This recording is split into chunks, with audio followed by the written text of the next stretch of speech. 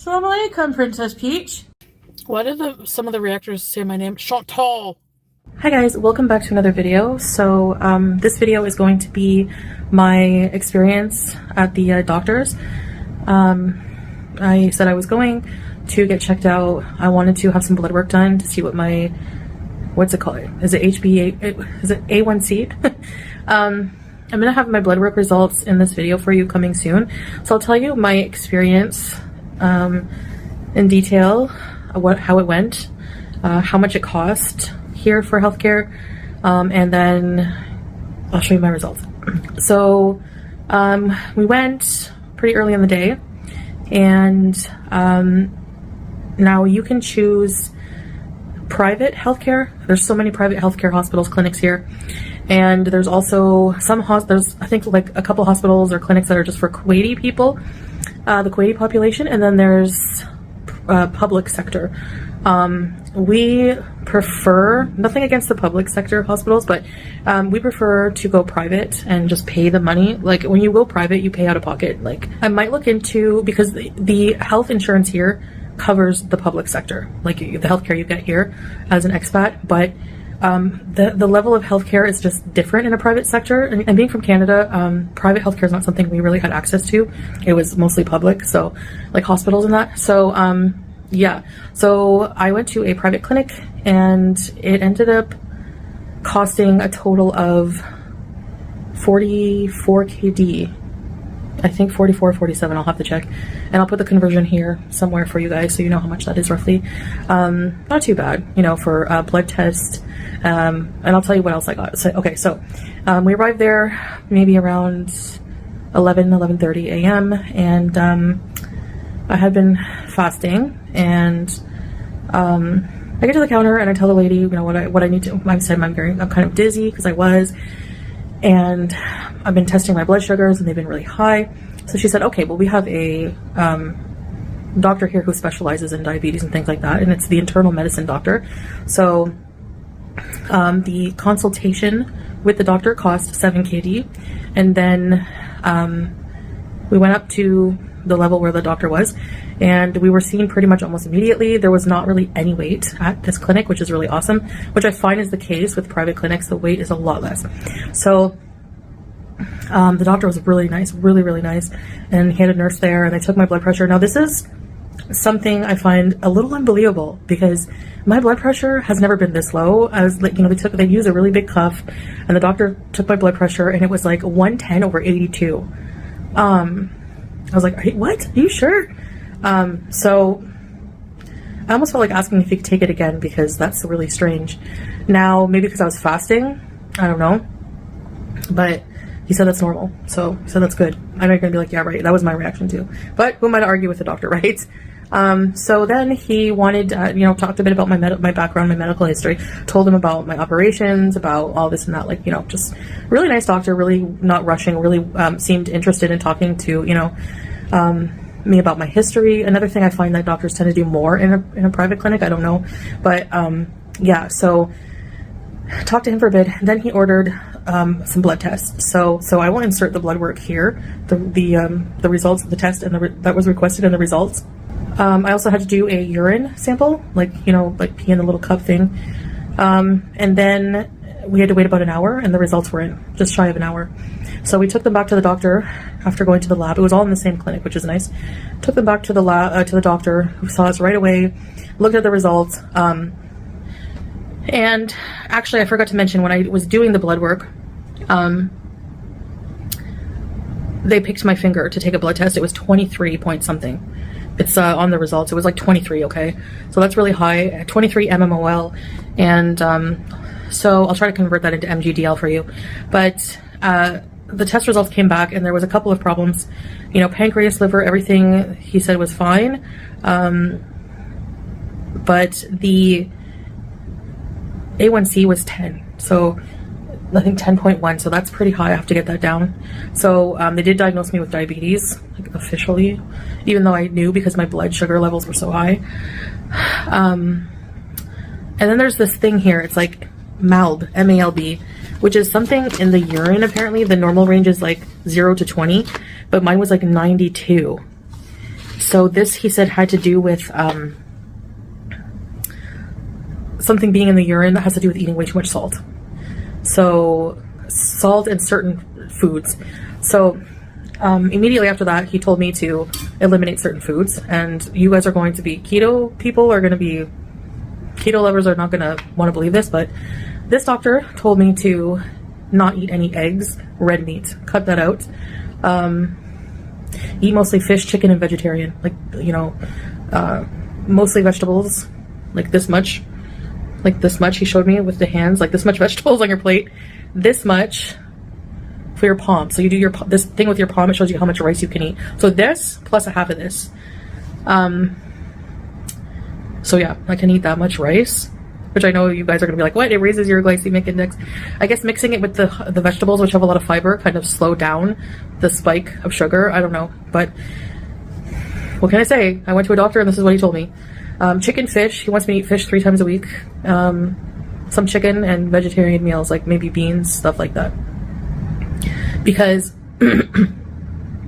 he doesn't believe in like something, he likes like lower fat food. So like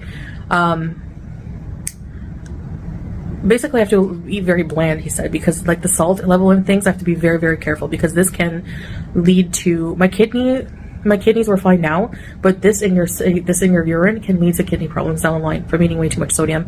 Plus being diabetic can definitely damage your kidneys. So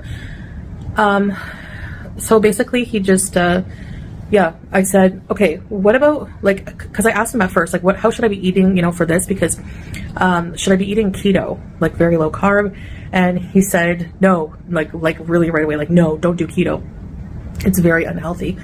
And I was like, oh, okay. So yeah, he's like, you can eat carbs, but limit them and make them like healthy carbs, you know, like whole grain. You can have 1 slice of whole grain toast a day kind of thing. Like something really good for breakfast would be whole grain toast with some beans or something. But fruit, I can have very like a limited amount, maybe like 1 pear, half of a, you know, whatever, an apple, but like wait a couple of days for my blood sugars to regulate. So because he's put me on medication, I'll get to that in a minute. So that's basically what happened, you know. It was a pretty decent experience. Like, you know, I felt well taken care of. It was affordable, in my opinion. I mean, kinda, you know. And yeah, that's about it, I guess. So I really have to really do this. Oh, after my blood test and everything, he ordered a shot of insulin to try to bring the sugar down.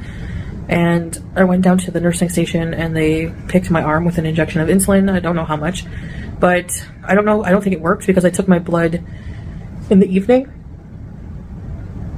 And I mean, I was like fasting for a few hours because I had some chicken and a few vegetables for lunch at around 1:30. So that's my lunch with a little bit of hummus, homemade hummus. And I didn't eat anything. And because he was like, I want you to be on like a regimen. I'm kind of all over the place. I'm like remembering tidbits of information and I'm really tired because it's late. But he's like, I want you to eat between 7 and 9 a.m. for breakfast, never skip breakfast, noon to, you know, around 12 to 1 for lunch, and then dinner no later than 8 p.m. Like finish all your eating by 8 p.m. or so, and then don't eat again until the next day. So after my lunch, I just didn't, I slept for a while and didn't feel like, you know, cooking anything, and now it's like kind of too late, so I have to wait till the morning. So my blood sugar, when I tested it not long ago, like maybe an hour ago, and it's like maybe 11 at night, it was 239, like the same. Now insulin takes a while to work, right? I mean, it's not just one injection. I don't know. So maybe what I had for dinner, I don't know. For lunch, I'm not sure. But maybe my pancreas is just damaged and I'm eventually going to need to be on insulin. I don't know. I hope not. But I have to go back on Monday for a follow-up, and I have to record my blood sugars before I go. You know, he put me on, my medication's in the other room, but he put me on like something that's like sort of like metformin, but it's not. It's like a mix of diabetic drugs. It's tablets, and he put me on some kind of other pill that's gonna, like, it's like a blood pressure pill, but it's like, he said sort of just like a just in case kind of thing for the, it's supposed to like help with the sodium level in my urine. I don't know how, but anyway. So that's that. That's pretty much, I'm trying to think if I'm forgetting anything. I don't think so. Pretty much my visit from start to finish at the private clinic here. Usually when I would go for healthcare, I've been a couple times to the public sector clinic, and then I went to a private clinic, and then we liked that a lot more. You're just in and out, you know, like you're just, I don't know, the level of care is just different. So now we chose to go to another private clinic, and yeah, that's about it. So I don't know if you have any questions. I can try to answer in the comments. But that's my experience with the healthcare in Kuwait, and this is definitely was not fun. I mean, I can't tell you how many times I got asked if I was pregnant there. And I was just like, I understand that, because like women my age and typically with a large belly, they probably are most of the time pregnant here, but whatever, I didn't take offense to that, you know, and they were really nice. And but it's not fun being in another country, and I'm supposed to be like living up my life, you know, because I'm not getting any younger, and when I get too old, you know, I won't be able to do any of these things. So I want to do things now. So I have to focus on my health journey, and it has to happen. So inshallah, I'll be able to pull through. I think if I ate something really bad for me, I would feel so guilty and scared of what it's doing to my body now that I've seen the doctor, because, you know, of the salt and the urine thing and more organ damage. And my blood sugar, like, they were like alarmed at my blood sugar level. He's like, that's your blood sugar with fasting? And then I think of like the sub I ate with all the salty processed meat on it. Oh my gosh. I don't know what I was doing, but anyway, that's about it. So that's my diagnosis, that's my experience, and I appreciate you guys listening to me on my journey.